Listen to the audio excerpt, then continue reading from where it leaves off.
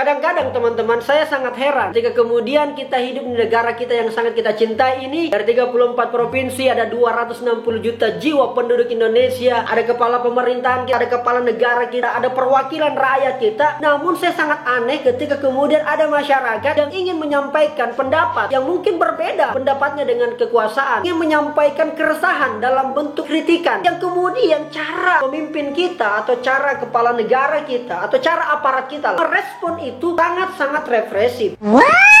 Putaran otak kita semua sudah kita pahami, rekam jejak kita sangat-sangat jelas betapa banyak kemudian masyarakat, orang, lembaga atau apapun itu yang menyampaikan pendapat, tetapi pendapatnya itu sangat bertentangan dengan pemerintah. Akhirnya pemerintah melakukan tindakan yang menurut saya sih sangat represif ketika perbedaan itu dianggap sebagai kriminal. Saya bukan orang hukum teman-teman, tetapi saya ingin menyampaikan di sini, marilah kita melihat perbedaan itu sebagai sesuatu yang sangat berharga, yang menurut saya sangat sangat luar biasa, menjadi kaya ketika kemudian perbedaan itu dapat kita akumulasikan menjadi sesuatu yang sangat baik, dijadikan landasan untuk maju. Itu menurut hemat saya, karena saya sangat kaget ketika kemudian, sebenarnya tidak kaget juga sih sebenarnya, karena saya sudah rasakan dan saya kira teman-teman juga sudah sangat merasakan bagaimana kemudian ketika kita menyampaikan kritik, banyak sekali masyarakat hari takut, yang sangat-sangat takut, yang merasa dirinya terancam. Akhirnya apa? Yang dinamakan kemerdekaan sebagai warga negara itu saya kira sangat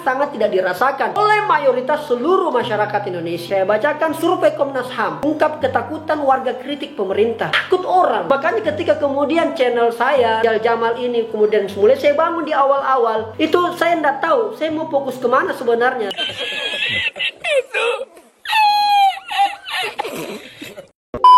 Orang entertain, tapi terkadang-kadang kita juga sebagai orang entertain mempunyai juga keresahan. Kita sebagai anak muda biasa, bukan anak muda dari kalangan elit, bukan anak muda yang lahir dari kalangan kelompok-kelompok organisasi yang besar. Kadang-kadang juga kita ingin menyampaikan keresahan kita, tetapi bagaimana caranya? Alam demokrasi menjembatani itu, sayang sekali. Pemimpin kita berbicara demokrasi hanya sekedar wacana.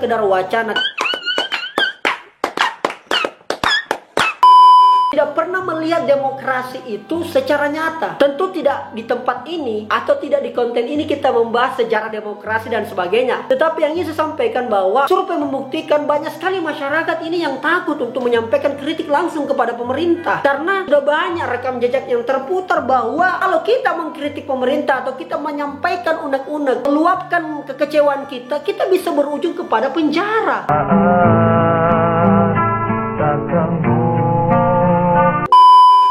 Ini sangat membahayakan sekali. Saya kurang tahu bagaimana adik-adik, anak cucu kita ke depan ketika kemudian diwarisi dengan model kepemimpinan seperti hari ini. Maka satu dan yang pas bahwa mereka akan gugup, mereka akan grogi, dan mereka akan gagap untuk kemudian menjadi pemimpin di masa yang akan datang. Kenapa? Cuma karena caranya kita atau cara hari ini yang dipertontonkan oleh rezim tidak sesuai dengan apa yang selama ini kita sepakati bersama. Bagaimana kemudian orang diatur pendapatnya, bagaimana kemudian orang bebas menyampaikan unek-uneknya, bebas menyampaikan gagasannya yang diatur dalam Undang-Undang 45 pasal 28 itu. Inilah survei Komnas HAM yang kemudian mengungkapkan bahwa warga takut mengkritik pemerintah. Di sini Komisi Nasional Hak Asasi Manusia menilai tingkat ketakutan warga negara dalam menyampaikan kritik dan pendapat terhadap pemerintah cukup tinggi. Laporan akhir tahun Komnas HAM 2020 mendesak pemerintah, Presiden Jokowi dan Wapres Maruf Amin mengevaluasi konsep pemidanaan terhadap warga negara yang menyampaikan kritik dan pendapat. Mengevaluasi. Yang kemarin-kemarin ini ketika kemudian ada perbedaan selalu dipidana, apalagi kemudian yang selalu berseberangan dengan pemerintah alias oposisi. Saya kira mau bagus pemerintahan ini dan mau sehat memang perlu ada check and balance. Harus ada kontrol. Saya kemudian orang yang alhamdulillah punya pengalaman dalam memimpin organisasi, mulai dari OSIS jadi ketua OSIS, pernah jadi ketua forum, jadi ketua komunitas, pernah mendapatkan berbagai macam kepercayaan dalam mengemban, dan itu rata-rata posisinya ketua.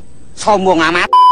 Yang saya mau sampaikan adalah bagaimana kemudian kita harus mempercayakan, memberikan delegasi wewenang yang cukup kuat kepada anggota kita. Dalam hal ini kalau kita pemerintahan kepada masyarakat kita untuk kemudian bekerja sama-sama. Karena saya yakin tidak ada pemerintahan, tidak ada pemimpin yang betul-betul perfecto, tidak ada pemimpin yang betul-betul sempurna dalam menjalankan roda pemerintahannya atau dalam menjalankan sistem kepemimpinannya. Semua pasti memiliki kekurangan. Tinggal bagaimana kekurangan inilah yang diakomodir menjadi sesuatu yang positif. Dalam laporan akhir tahun tersebut, Komnas HAM mengacu pada survei internal di 34 provinsi. Survei yang dilakukan pada Juli sampai Agustus 2020 melibatkan 1.200 responden. Hasilnya, sebanyak 29% responden takut dalam memberikan dan mengkritik pemerintah. Begitu dalam laporan akhir tahun Komnas HAM 2020 yang dipublikasikan 30 Desember tahun 2020. Baru saja akhir tahun ini dipublikasikan. Dari survei tersebut juga dikatakan sebanyak 36,2% responden atau warga negara merasa ketakutan dalam penyampaian pendapat dan kritik melalui kanal-kanal internet maupun media sosial. Masih menurut laporan tersebut, tingkat ketakutan akademis di lingkungan pendidikan pun tinggi.